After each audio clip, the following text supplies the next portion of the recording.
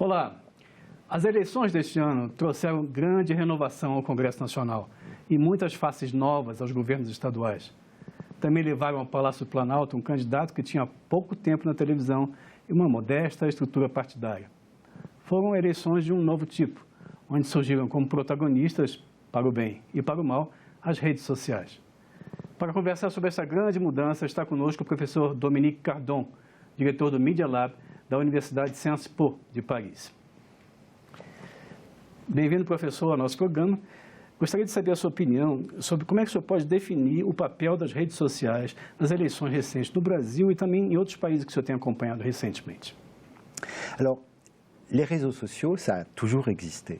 C'est la conversation avec la famille, avec les amis, avec les collègues, avec des gens qu'on croise dans un restaurant, dans une association, dans les situations de la vie sociale et avec lesquels on échange facilement des propos très libres, parfois des informations pas tout à fait vraies, parfois des rumeurs, parfois des choses qui provoquent, parfois des choses qui étonnent.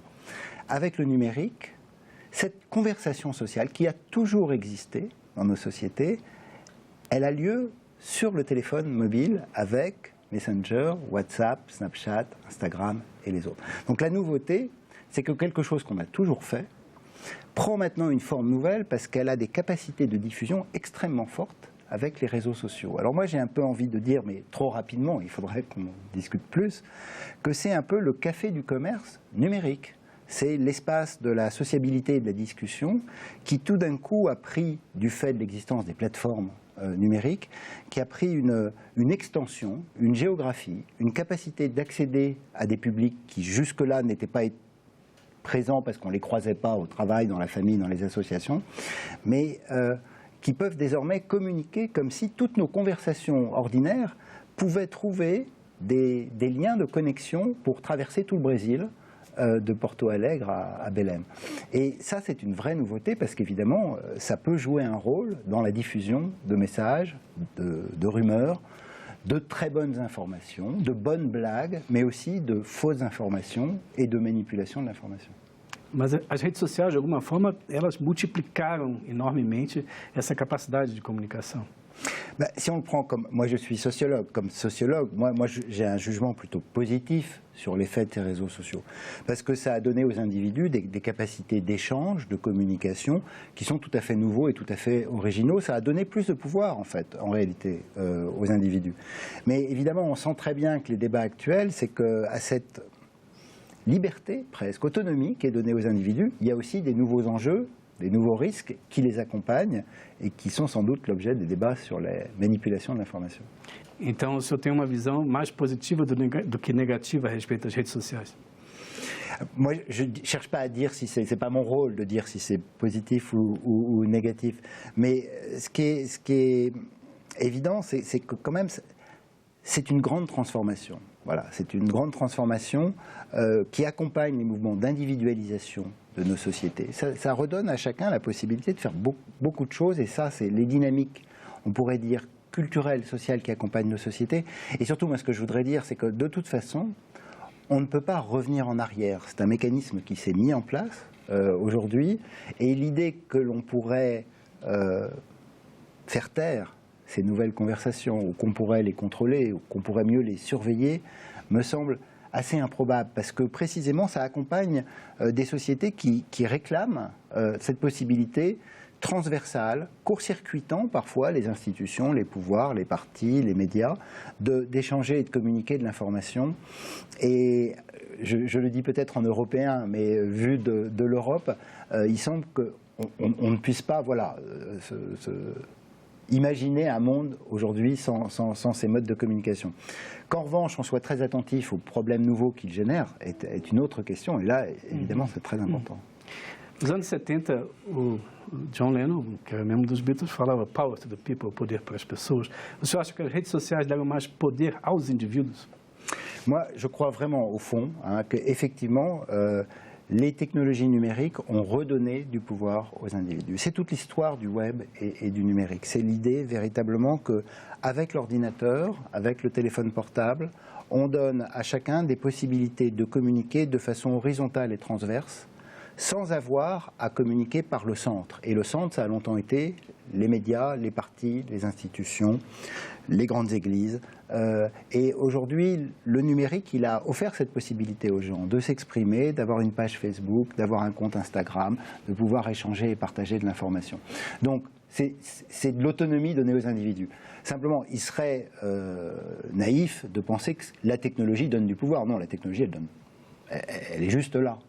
Mais l'usage que l'on peut faire de cette technologie peut renforcer chez chaque sujet la capacité d'initiative, d'imagination, de créativité et de pouvoir. Mais on peut aussi utiliser ces technologies pour se rendre idiot, partager des informations absolument idiotes ou perdre son temps à regarder et à s'intéresser à de mauvaises informations. Ce n'est pas la technologie en elle-même qui produit la qualité de l'usage qu'on en fait. C'est d'une certaine manière la manière dont les technologies et nos sociétés s'articulent l'une l'autre pour en faire soit le meilleur usage possible, soit un usage qui peut être beaucoup plus toxique. Professor, o escritor Humberto Eco disse uma certa vez que as redes sociais abriam espaço aos imbecis. O que o senhor acha dessa afirmação? Alors ça, c'est une grande question, et je pense que c'est une question très, très, très importante, parce qu'effectivement, il y a eu quelque chose dans le mouvement du numérique, mais dans toute l'histoire du numérique, de dire on rend du pouvoir à la société civile, à la société des individus qui sont connectés entre eux. Et d'une certaine manière, on l'a vu pour beaucoup de questions, pour Wikipédia, pour cette citation d'Umberto Eco, il y a une sorte de lamentation nostalgique de certaines élites culturelles, institutionnelles, etc., envers l'idée que c'est une partie de leur autorité, leur pouvoir de définir le monde pour les autres, qui en fait elle ne disparaît pas, mais qui doit s'effectuer dans un monde dans lequel tout le monde parle.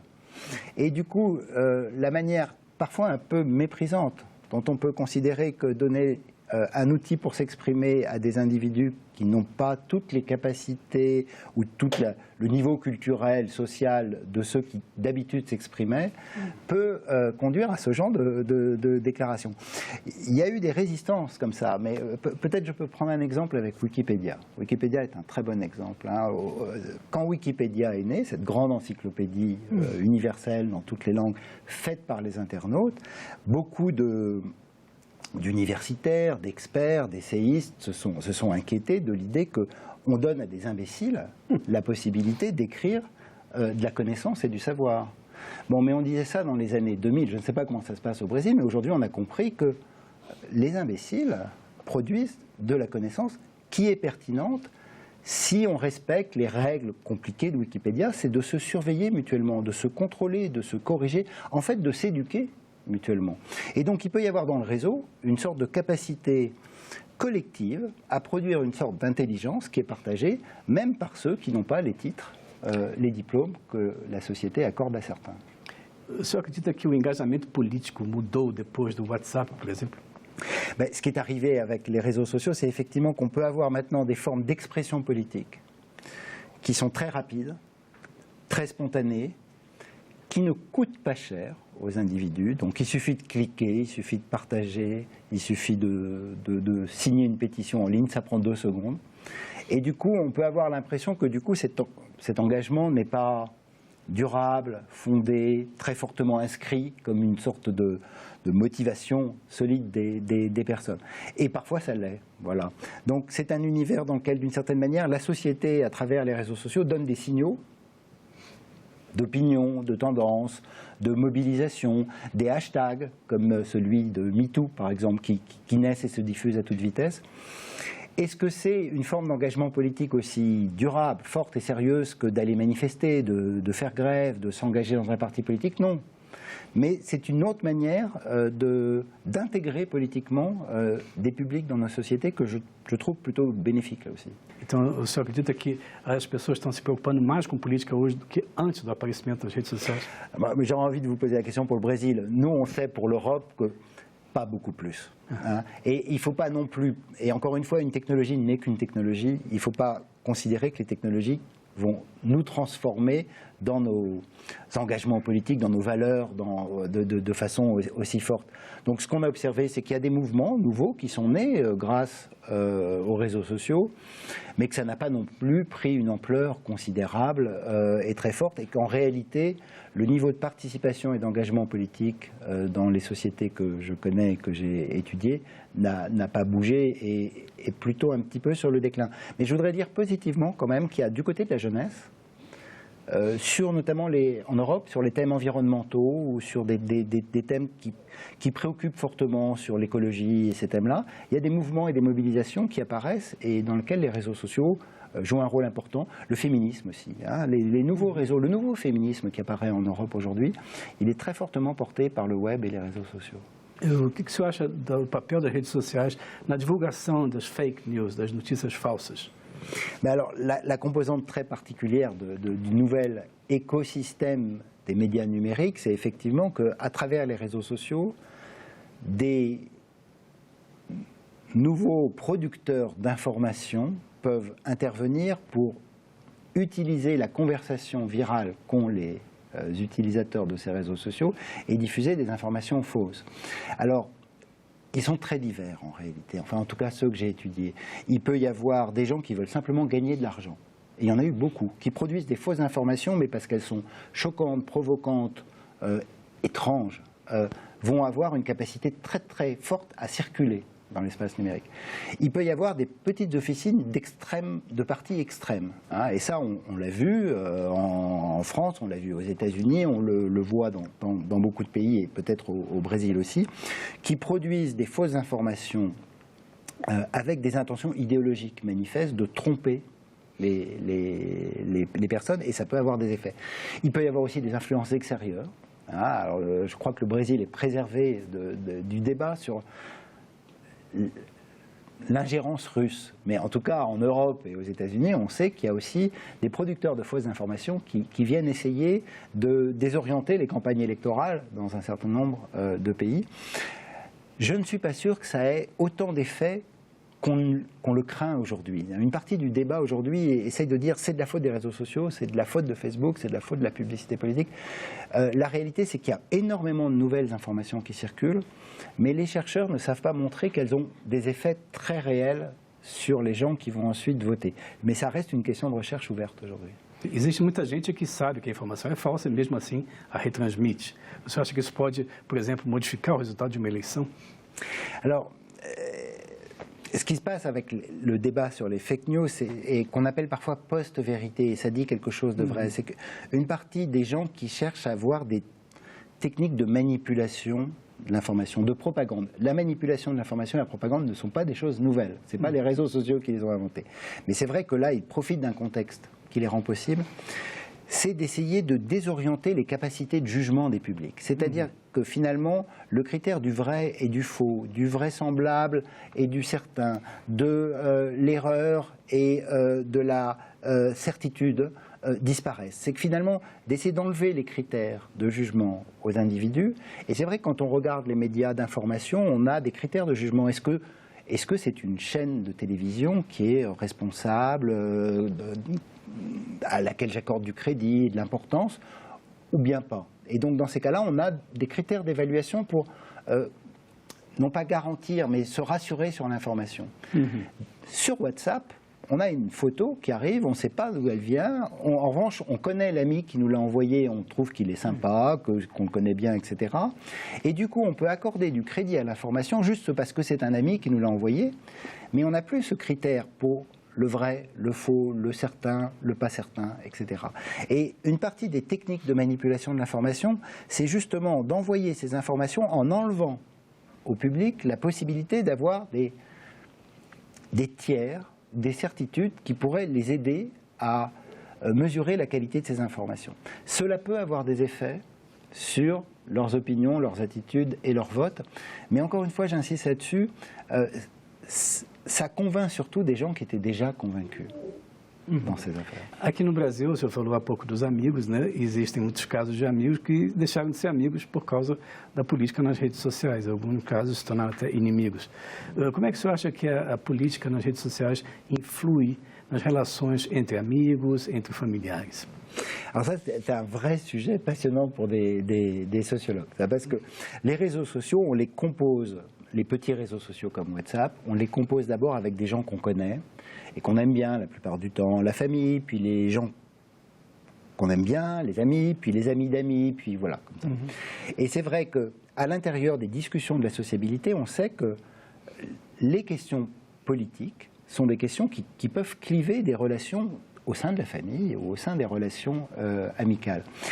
Quand l'espace est limité à un repas de famille à table ou à une discussion avec des amis, on arrive à savoir s'il faut parler de politique ou s'il ne faut pas parler de politique. Et donc on sait très bien préserver d'une certaine manière la relation sociale avec les autres en se disant « non, ce sujet, il ne faut pas que j'en parle ». Voilà.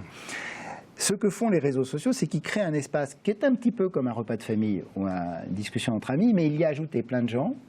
Et ces personnes qui peuvent arriver, on les connaît moins bien, et elles peuvent parler de politique à un endroit où on n'aurait jamais parlé de politique avec tel ou tel. Et du coup, elles peuvent effectivement faire que les amis se révèlent les uns aux autres des opinions dont ils préféraient ne pas parler dans les relations sociales habituelles, et que tout d'un coup, ça crée des fractures et des conflits de façon forte. Il y avait, je vous raconte l'anecdote, c'est très français, mais il y a un dessin très célèbre à propos de l'affaire Dreyfus en France. L'affaire Dreyfus a été une énorme affaire au début du siècle sur l'antisémitisme d'une personne de l'armée qui avait été injustement exclue de l'armée. Ça a mobilisé toute la France, Jaurès, Zola sont intervenus.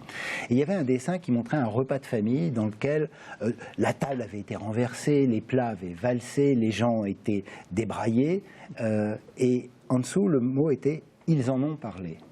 Et ils en ont parlé de quoi? De l'affaire Dreyfus. Et il y a eu le sentiment vraiment très très fort que l'affaire Dreyfus avait déchiré à l'intérieur des familles, à l'intérieur des communautés locales, à l'intérieur de cercles de discussion, avaient déchiré les liens sociaux parce qu'ils avaient parlé de l'affaire et révélé des opinions différentes à propos de l'affaire. Actuellement, en France, ça continue havendo le même type de problème? Moi, je crois qu'en fait, cet aspect apparaît moins en raison en fait d'une composante qu'on oublie toujours un petit peu dans le débat sur les réseaux sociaux, c'est que jamais dans nos sociétés, dans l'histoire de l'humanité, nous n'avons eu accès à autant d'informations.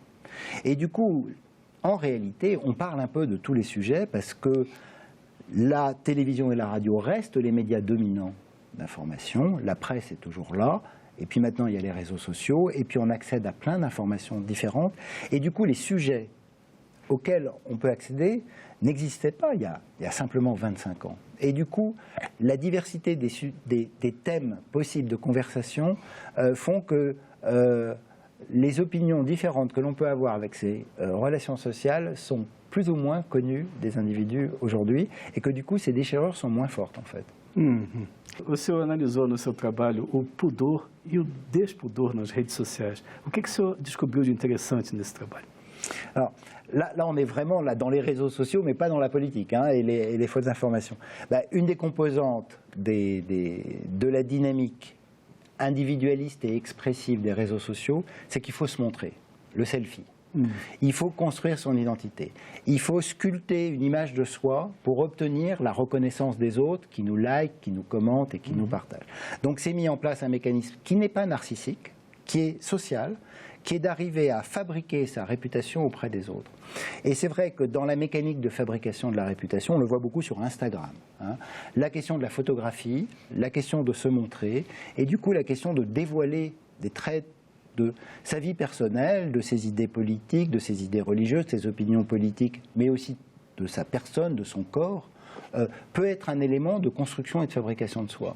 Alors le résultat principal, moi, des travaux que j'ai menés là-dessus, mais enfin une des idées principales, qui est un peu compliquée à exposer, c'est l'idée qu'on a l'impression que cette impudeur, on pourrait dire, en ligne, nouvelle, c'est une sorte de relâchement naïf. on ne s'occupe de rien, on montre tout, on s'en moque. Et la réalité, alors le terme est étrange à prononcer, c'est que moi je crois qu'il y a un contrôle du décontrôle. C'est-à-dire dans la manière de se montrer et de se dévoiler, de se révéler, de tout raconter, de se dénuder, de dire ce qui se passe avec ses amants, de dire ce qui se passe avec ses profs, de raconter des conflits. Ce que nos sociétés ne faisaient pas autrefois. Il y a toujours quelque chose d'un contrôle. C'est-à-dire qu'en fait, on montre des choses sans montrer tout à fait tout. En fait, on contrôle le décontrôle. On essaye de fabriquer une sorte d'image du naturel et de l'authenticité, qui est la valeur centrale de nos sociétés. Mais cette authenticité, elle reste une production et une mise en scène des individus. Como é que você acha que a política pode entrar nisso? Alors, il y a beaucoup de travaux qui essayent de montrer qu'effectivement, la figure de l'homme politique, pour séduire des nouveaux électorats, elle a considérablement contribué à essayer de se rendre ordinaire, se rendre proche des gens, arriver à entrer dans leurs préoccupations. Et pour entrer dans les préoccupations des gens, il faut commencer par révéler sa propre personnalité dans des habitudes qui peuvent être des habitudes plus privées. Alors on sait qu'il y a eu un style politique qui s'est développé à partir des années 90, donc même avant les réseaux sociaux, dans les émissions de télé-réalité, dans la participation des hommes politiques à toute une série d'événements, un style de rendre plus naturel et plus personnel la figure de l'homme politique, mais c'est vrai que les réseaux sociaux peuvent être un des instruments de cette mise en scène de soi. O senhor fez também uma pesquisa sociológica a respeito da web e do Big Data para compreender o mundo do futuro. O senhor acha que a gente pode ser otimista com esse mundo do futuro? C'est très ambigu. C'est-à-dire qu'on entre dans un nouvel univers. Dans le monde du web, on passe vraiment à l'âge des données, des calculs, des algorithmes et de l'intelligence artificielle. Et donc ça peut offrir, pour dire vraiment les choses rapidement et trop rapidement, ça peut offrir des opportunités assez formidables. On peut faire des choses remarquables pour la science, pour la médecine, pour une meilleure connaissance de nos sociétés. Ça peut être très très utile. Mais en même temps, on sait qu'on paye une partie de ces nouveaux services, de l'utilisation par ceux qui maîtrisent les plateformes du web, de toute une série d'informations personnelles qui sont parfois obtenues sans le consentement, et qui sont souvent obtenues, il faut dire les choses, sans le consentement des individus. Donc il y a un risque d'abord sur l'aspiration des données personnelles des individus.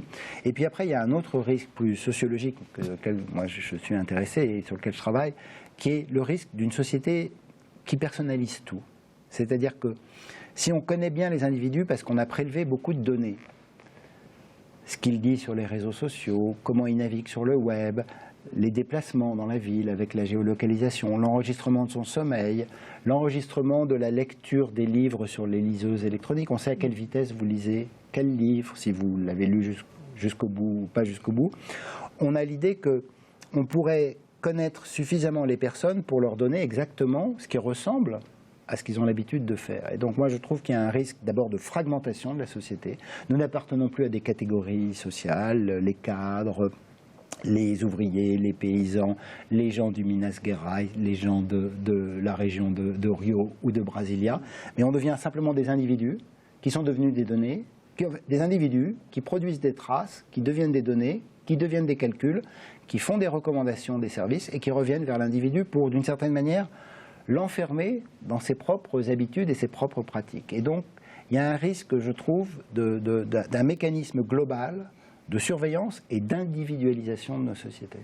Se nós olharmos por ponto de vista mais humanista, você acha que o mundo corre risco de ver mais solidão daqui para frente? Alors, ça peut aussi provoquer ces transformations sociales où il y a des gens qui sont complètement isolés.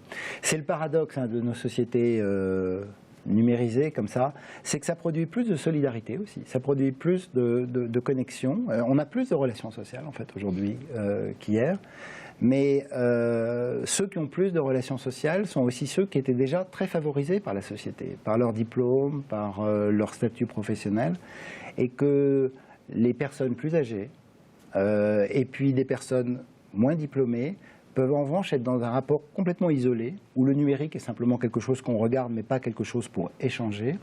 Et du coup, ça peut aussi avoir être un facteur qui encourage des mécanismes d'isolement. Voilà.